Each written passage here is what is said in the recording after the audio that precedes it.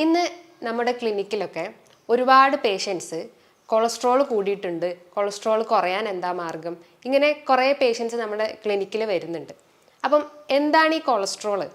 Cholesterol അത്ര അപകടകാരിയായിട്ടുള്ള ഒരു വസ്തുവൊന്നുമല്ല. അത് നമ്മുടെ ശരീരത്തിൽ ഉൽപ്പാദിപ്പിക്കുന്ന ഒരു വാക്സി സബ്സ്റ്റൻസ് ആണ് ഈ കൊളസ്ട്രോൾ എന്ന് പറയുന്നത്. രാവിലെ കഴിക്കുന്ന ഭക്ഷണം അല്ലെങ്കിൽ ഉച്ചയ്ക്ക് കഴിക്കുന്ന ഭക്ഷണം, ഇതിനൊക്കെ ഒരു ചിട്ടയായിട്ടുള്ള ഒരു ഭക്ഷണ രീതിയാണെങ്കിൽ നമുക്ക് ഈ കൊളസ്ട്രോൾ കുറേ കൺട്രോൾ ചെയ്യാൻ ശ്രമിക്കാം. അപ്പം ആദ്യം തന്നെ രാവിലെ നമ്മൾ കഴിക്കുന്ന ഒരു ഭക്ഷണം ഗ്ലൂക്കോസ് അടങ്ങിയിട്ടുള്ള ഒരു അന്നജം അടങ്ങിയിട്ടുള്ള ഭക്ഷണങ്ങളാണെങ്കിൽ അത് കഴിവതും കുറയ്ക്കാൻ ശ്രമിക്കുക. ഈ ഒരു കൊളസ്ട്രോൾ നമ്മൾ മാക്സിമം കൺട്രോൾ ചെയ്യാൻ ശ്രമിക്കുകയാണെങ്കിൽ നമുക്ക് ഹാർട്ട് ട്രബിൾസും അല്ലെങ്കിൽ കിഡ്നി ട്രബിൾസ് പോലത്തെ അസുഖങ്ങൾ നമുക്ക് കുറേ കൺട്രോൾ ചെയ്യാൻ പറ്റും. എല്ലാവർക്കും നമസ്കാരം. ഞാൻ doctor Juhi Das, homoeopathic physician, Q&B health care. ഇന്ന് നമ്മുടെ ക്ലിനിക്കിലൊക്കെ ഒരുപാട് പേഷ്യൻസ് കൊളസ്ട്രോൾ കൂടിയിട്ടുണ്ട്, കൊളസ്ട്രോൾ കുറയാൻ എന്താ മാർഗം, ഇങ്ങനെ കുറേ പേഷ്യൻസ് നമ്മുടെ ക്ലിനിക്കിൽ വരുന്നുണ്ട്. അപ്പം എന്താണ് ഈ കൊളസ്ട്രോൾ? കൊളസ്ട്രോൾ അത്ര അപകടകാരിയായിട്ടുള്ള ഒരു വസ്തുവൊന്നുമല്ല. അത് നമ്മുടെ ശരീരത്തിൽ ഉൽപ്പാദിപ്പിക്കുന്ന ഒരു വാക്സി സബ്സ്റ്റൻസ് ആണ് ഈ കൊളസ്ട്രോൾ എന്ന് പറയുന്നത്. അപ്പം അതിൻ്റെ പ്രധാന ധർമ്മങ്ങൾ എന്തൊക്കെയാണെന്ന് നമുക്ക് നോക്കാം. പ്രധാനമായിട്ടും അത് നമ്മളെ കോശങ്ങൾ, അതായത് ടിഷ്യൂസിനെ ബിൽഡപ്പ് ചെയ്യാൻ സഹായിക്കുന്നു. മറ്റൊന്നെന്ന് പറഞ്ഞാൽ വൈറ്റമിൻ ഡി അബ്സോർപ്ഷനെ സഹായിക്കുന്നു. മറ്റൊന്നെന്ന് പറഞ്ഞാൽ ഹോർമോണൽ ബാലൻസ് മെയിൻറ്റെയിൻ ചെയ്യാൻ ഈ കൊളസ്ട്രോൾ സഹായിക്കുന്നു. അപ്പം നമ്മൾ ഈ കൊളസ്ട്രോളിന് ഇങ്ങനെ പേടിച്ച് നിർത്തേണ്ട ഒരു കാര്യമൊന്നുമല്ല. അതിൻ്റെ വാല്യൂ നോർമലിൽ നിന്ന് ഹൈ ആകുമ്പോഴേക്കാണ് ഈ കൊളസ്ട്രോൾ എന്ന് പറഞ്ഞാൽ ഇതിനെ നമ്മൾ കൂടുതലായിട്ട് ഭയക്കുന്നത്. അപ്പം നമുക്ക് ഈ കൊളസ്ട്രോൾ ടെസ്റ്റ് ചെയ്യാൻ പല ടെസ്റ്റുകൾ ഇന്ന് അവൈലബിൾ ആണ്. അതായത് ലിപ്പിഡ് പ്രൊഫൈൽ ടെസ്റ്റാണ് മെയിനായിട്ട് നമ്മൾ കൊളസ്ട്രോൾ ചെക്ക് ചെയ്യാൻ ഉപയോഗിക്കുന്നത്. അതിൻ്റെ അകത്ത് കുറേ വാല്യൂസ് ഉണ്ട്. HDL, LDL, VLDL, total cholesterol, അങ്ങനെ കുറേ വാല്യൂസ് ഉണ്ട്. അപ്പം ഈ HDL എന്ന് പറഞ്ഞു കഴിഞ്ഞാൽ അതൊരു ഗുഡ് കൊളസ്ട്രോൾ ആണ്. അത് ഏകദേശം ഒരു 60 മേലെയായിട്ട് വരണം. LDL എന്ന് പറയുമ്പോൾ ഒരു ബാഡ് കൊളസ്ട്രോൾ ആണ്. അതൊരു 130 താഴെ വന്നു കഴിഞ്ഞാൽ നമ്മൾ ഒരു നോർമൽ കൊളസ്ട്രോൾ ആണെന്ന് പറയാം. ഇനിയിപ്പം ട്രൈഗ്ലിസറൈഡ് ആണെങ്കിലും ഒരു 150 താഴെ വരുവാണെങ്കിൽ ആ ഒരു റേഞ്ചിൽ വന്നിട്ടുണ്ടെന്ന് നമുക്ക് മനസ്സിലാക്കാം. ഇനിയിപ്പം ഈ ഒരു കൊളസ്ട്രോൾ കൂടി എന്ന് നമ്മളെ ശരീരം കാണിച്ചു തരുന്ന എന്തൊക്കെ ലക്ഷണങ്ങളാണെന്ന് നോക്കാം. പ്രധാനമായിട്ടും നമുക്ക് കൈകാലുകളിലൊക്കെ ഒരു തരിപ്പ് അല്ലെങ്കിൽ ഒരു മരവിപ്പ് പോലത്തെ ഒരു ഫീലിംഗ്. മറ്റൊന്ന് പറഞ്ഞാൽ നമുക്ക് ചെസ്റ്റിൽ ഒരു ഡിസ്കംഫർട്ട് അല്ലെങ്കിൽ ഒരു ഭാരം പോലത്തെ ഒരു ഫീലിംഗ് വരിക. മറ്റൊന്നെന്ന് പറഞ്ഞു കഴിഞ്ഞാൽ നമുക്ക് അമിതമായിട്ടുള്ള ക്ഷീണം. മറ്റൊന്നെന്ന് പറഞ്ഞു കഴിഞ്ഞാൽ നമുക്ക് കാഴ്ച മങ്ങുന്നൊരവസ്ഥ, അല്ലെങ്കിൽ കണ്ണിലൊക്കെ ഇരുട്ട് കയറുന്ന ഒരവസ്ഥ, നമുക്ക് അമിതമായിട്ടുള്ള വായനാറ്റം. ഇത്തരം ബുദ്ധിമുട്ടുകൾ, ഇത്തരം ലക്ഷണങ്ങൾ ഉണ്ടെങ്കിൽ നമ്മളെ ബ്ലഡിൽ കൊളസ്ട്രോൾ കൂടിയിട്ടെന്നുള്ള ഇത് മനസ്സിലാക്കാം. മറ്റൊന്നെന്ന് പറഞ്ഞാൽ ഒരു തെറ്റായ ചിന്താഗതി എന്ന് പറഞ്ഞു കഴിഞ്ഞാൽ ഈ കുട്ടികളിൽ അല്ലെങ്കിൽ മെലിഞ്ഞ ആളുകളിൽ മാത്രമാണ് കൊളസ്ട്രോൾ ഉണ്ടാവില്ല, അല്ലെങ്കിൽ തടിച്ച ആളുകളിൽ മാത്രമാണ് കൊളസ്ട്രോൾ കൂടുന്നത് എന്നൊക്കെ പറയുന്നുണ്ട്. പക്ഷേ ഇങ്ങനത്തെ ഈ ഒരു കൺസെപ്റ്റ് തന്നെ തെറ്റാണ്. അതായത് അങ്ങനെ ഒരു ഏജ് ഡിഫറൻസ് ഇല്ല. അതായത് 15 വയസ്സ് മുതൽക്കേ നമുക്ക് ചിലപ്പോൾ ഒരു കൊളസ്ട്രോൾ കൂടാനുള്ള ഒരു ടെൻഡൻസി ഉണ്ട്. പണ്ട് തൊട്ടൊക്കെ അത് ഒരു 30 അല്ലെങ്കിൽ ഒരു 40 വയസ്സിനൊക്കെ കാണുന്നതായതുകൊണ്ട് ഇന്നത്തെ ഒരു ജനറേഷനിൽ അതൊരു 10-15 വയസ്സിന് മുതൽക്കേ ഈ ഒരു കൊളസ്ട്രോൾ കൂടി വരുന്ന ഒരു ടെൻഡൻസി ഉണ്ട്. ഇനി എപ്പോഴാണ് ഈ കൊളസ്ട്രോൾ നമ്മളെ ബോഡിയിൽ ഡേഞ്ചർ ആവുന്നത് എന്നുള്ളൊരു ഇത് നോക്കാം. അതായത് നമ്മൾ കഴിക്കുന്ന ഭക്ഷണം, അതായത് അന്നജം അടങ്ങിയിട്ടുള്ള ഭക്ഷണങ്ങൾ കഴിച്ചു കഴിഞ്ഞാൽ അത് കൊഴുപ്പ് രൂപത്തിൽ ഫാറ്റിൽ സ്റ്റോർ ചെയ്ത് വെക്കുന്നു.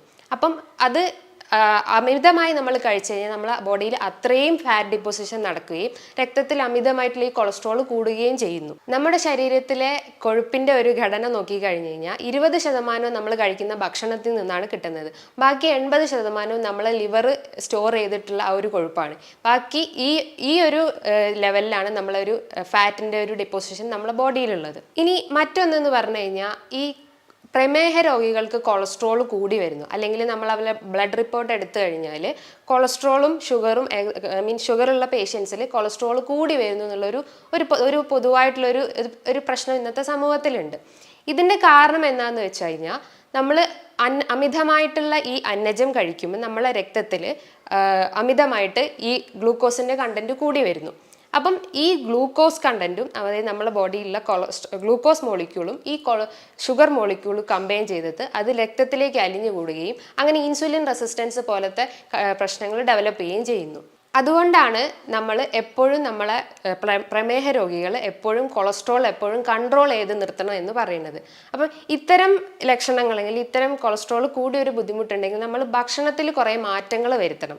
നമ്മൾ പറഞ്ഞു ഈ കൊളസ്ട്രോൾ എന്ന് പറയുന്നത് നമ്മൾ കഴിക്കുന്ന ഭക്ഷണത്തിലൂടെ തന്നെയാണ് ഈ ഒരു ബുദ്ധിമുട്ട് വരുന്നത്. അപ്പം നമ്മൾ രാവിലെ കഴിക്കുന്ന ഭക്ഷണം അല്ലെങ്കിൽ ഉച്ചയ്ക്ക് കഴിക്കുന്ന ഭക്ഷണം ഇതിനൊക്കെ ഒരു ചിട്ടയായിട്ടുള്ള ഒരു ഭക്ഷണ രീതിയാണെങ്കിൽ നമുക്ക് ഈ കൊളസ്ട്രോൾ കുറേ കൺട്രോൾ ചെയ്യാൻ ശ്രമിക്കാം.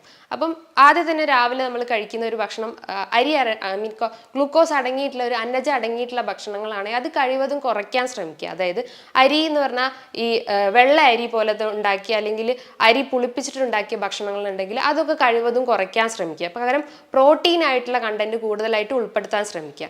അതേപോലെ തന്നെ നമ്മളെ ബോഡിയിൽ എപ്പോഴും ഒരു ബാലൻസ്ഡ് ഡയറ്റ് മെയിൻറ്റെയിൻ ചെയ്യുക. അതായത് ഒരു കാർബോഹൈഡ്രേറ്റ് ഒരു 500% അല്ലെങ്കിൽ 50%, പ്രോട്ടീൻ ആണെങ്കിൽ ഒരു 20%, ഫാറ്റ് ആണെങ്കിൽ ഒരു 30%, അങ്ങനെ ഒരു ബാലൻസ്ഡ് ഡയറ്റ് മെയിൻറ്റെയിൻ ചെയ്യുകയാണെങ്കിൽ നമുക്ക് ഈ കൊളസ്ട്രോൾ പോലത്തെ ബുദ്ധിമുട്ടുകൾ മാറ്റാൻ ശ്രമിക്കാവുന്നതാണ്. അതേപോലെ തന്നെ നമുക്ക് പ്രോട്ടീൻ റിച്ച് ആയിട്ടുള്ള ഈ പയറുവർഗ്ഗങ്ങൾ എടുക്കുന്നത് ഒരു പ്രശ്നമില്ല. കാരണം ചിലർ ചോദിക്കും പയറൊക്കെ എടുത്തു കഴിഞ്ഞാൽ നമുക്ക് ഗ്യാസ് കയറുമോ, അങ്ങനത്തെ ബുദ്ധിമുട്ടുകൾ ഉണ്ടോ എന്നൊക്കെ ചോദിക്കും. അങ്ങനത്തെ ഒരു പ്രശ്നമൊന്നും ഉണ്ടാവില്ല. കാരണം അത് കൂടുതൽ ഫൈബർ റിച്ച് ആയതുകൊണ്ട് നമ്മുടെ ഡൈജഷൻ കുറച്ചുകൂടി എളുപ്പമാക്കുകയും ചെയ്യും. മറ്റൊന്നെന്ന് പറഞ്ഞാൽ നമ്മൾ ചപ്പാത്തിയൊക്കെ കഴിക്കുമ്പം അതിൻ്റെ കൂടെ തന്നെ നമുക്ക് എന്തെങ്കിലും മുട്ടയായിട്ടോ അല്ലെങ്കിൽ സാലഡായിട്ടോ അല്ലെങ്കിൽ വെജ് സാലഡായിട്ടുള്ള ഭക്ഷണങ്ങൾ കൂടുതലായിട്ടും ഉൾപ്പെടുത്താൻ ശ്രമിക്കുക. മറ്റൊന്നെന്ന് പറഞ്ഞു കഴിഞ്ഞാൽ നമുക്ക് തൈര് അല്ലെങ്കിൽ പ്രോബയോട്ടിക് ആയിട്ടുള്ള ഐറ്റംസ് ആയിട്ടുള്ള തൈരൊക്കെ കൂടുതലായിട്ട് എടുത്തു കഴിഞ്ഞാൽ അത്രയും നമുക്ക് കൊളസ്ട്രോൾ കൺട്രോൾ ചെയ്യാൻ പറ്റും. ഇനിയിപ്പോൾ രാത്രി നമ്മൾ കഴിവതും ഭക്ഷണങ്ങൾ കുറയ്ക്കാൻ ശ്രമിക്കുക. അതും കഴിക്കുകയാണെങ്കിൽ തന്നെ ഒരു മിതമായ രീതിയിൽ ഭക്ഷണം കഴിക്കാൻ ശ്രമിക്കുക. പിന്നെ കഴിവതും നമ്മൾ വൈകുന്നേരങ്ങളിലൊക്കെ ചായ കുടിക്കുകയാണെങ്കിൽ കഴിവതും ഷുഗർ, അതായത് പഞ്ചസാര ഇട്ട ചായ കഴിവതും ഒഴിവാക്കാൻ ശ്രമിക്കുക. പകരം ചെറുതായിട്ടുള്ള ചെറിയ ഭക്ഷണങ്ങൾ ഉൾപ്പെടുത്താൻ ശ്രമിക്കുക. അതായത് ചെറിയ ബദാം, വാൽനട്ട് പോലത്തെ നട്ട്സ് ഒക്കെ ഉപയോഗിക്കുകയാണെങ്കിൽ കുറേ നമുക്ക് കൊളസ്ട്രോൾ കൺട്രോൾ ചെയ്യാൻ പറ്റും. ഈ കാഷ്യൂനട്ട് നമ്മൾ അധികമായി എടുക്കാൻ പാടില്ല. അത് നമ്മളെ കൊളസ്ട്രോളിൽ കൂട്ടുന്ന ഒരു ടെൻഡൻസി ഉണ്ട്. അതേപോലെ തന്നെ നമ്മൾ ഫ്രൂട്ട്സ് എടുക്കുകയാണെങ്കിൽ അത് ജ്യൂസ് രൂപത്തിൽ എടുക്കാത്തതിന് പകരം അങ്ങനെ തന്നെ ഫ്രൂട്ട്സ് രൂപത്തിൽ തന്നെ കഴിവതും കഴിക്കാൻ ശ്രമിക്കുക. അതായത് പേരക്ക, ഓറഞ്ച് ഇങ്ങനത്തെ ഫ്രൂട്ട്സ് ഒക്കെ കഴിവതും കഴിക്കാൻ ശ്രമിക്കുക. അതേപോലെ തന്നെ ഇപ്പോൾ ഒരു പ്രസന്റ്ലി ഉള്ളൊരിതാണ് ഈ കൊളസ്ട്രോള് പുരുഷന്മാരിലാണ് വർദ്ധിച്ചു വരുന്നത്. സ്ത്രീകളിൽ കമ്പാരിറ്റീവ്ലി കുറവാണ്. സ്ത്രീകളിൽ ഒരു മെനോപോസിന് ശേഷമാണ് പിന്നെയും കൊളസ്ട്രോൾ കൂടി വരുന്നത്. സ്ത്രീകളിലത് കൂടി വരാനുള്ള കാരണം എന്ന് വെച്ചാൽ അവരെ ഈസ്ട്രോജൻ ലെവൽ കുറയുന്നത് കൊണ്ടാണ് ഈ മെനോപോസിന് ശേഷം സ്ത്രീകൾക്ക് കൊളസ്ട്രോൾ കൂടി വരാനുള്ള ഒരു ടെൻഡൻസി ഉള്ളത്. ഇത്തരം ഡയറ്റുകളൊക്കെ നമ്മൾ ഫോളോ ചെയ്യാൻ ശ്രമിക്കുകയാണെങ്കിൽ നമ്മളുടെ ലിവറിൻ്റെ പ്രവർത്തനം കറക്റ്റ് ആവുകയും നമ്മളെ കൊളസ്ട്രോളിൻ്റെ ലെവൽ നമുക്ക് മെയിൻറ്റെയിൻ ചെയ്യാൻ പറ്റുന്നതാണ്. ഈ ഒരു കൊളസ്ട്രോൾ നമ്മൾ മാക്സിമം കൺട്രോൾ ചെയ്യാൻ ശ്രമിക്കുകയാണെങ്കിൽ നമുക്ക് ഹാർട്ട് ട്രബിൾസും അല്ലെങ്കിൽ കിഡ്നി ട്രബിൾസ് പോലത്തെ അസുഖങ്ങൾ നമുക്ക് കുറേ കൺട്രോൾ ചെയ്യാൻ പറ്റും. അപ്പം നല്ലൊരു ഡയറ്റും നല്ലൊരു എക്സസൈസും നമ്മളെ ജീവിതത്തിൽ ഇൻവോൾവ് ചെയ്ത് കഴിഞ്ഞാൽ നമുക്ക് ഈ ഒരു കൊളസ്ട്രോളിനെ, അതായത് ഈ കൊളസ്ട്രോൾ കൂടി വരുന്നത് നമുക്ക് കഴിവതും കുറയ്ക്കാൻ ശ്രമിക്കും. അപ്പം ഇത്രയും ബുദ്ധിമുട്ടുകൾ നിങ്ങളെ അലട്ടുന്നുണ്ടെങ്കിൽ നിങ്ങളൊരു ഡോക്ടറെ സഹായം തേടേണ്ടതാണ്. ഇതുമായി ബന്ധപ്പെട്ട് നിങ്ങൾക്ക് എന്തെങ്കിലും സംശയങ്ങൾ ഉണ്ടെങ്കിൽ താഴെ കാണുന്ന നമ്പറിൽ കോൺടാക്ട് ചെയ്യാവുന്നതാണ്. ഇനിയും നല്ലൊരു ഹെൽത്ത് വീഡിയോയുമായി വീണ്ടും കാണാം.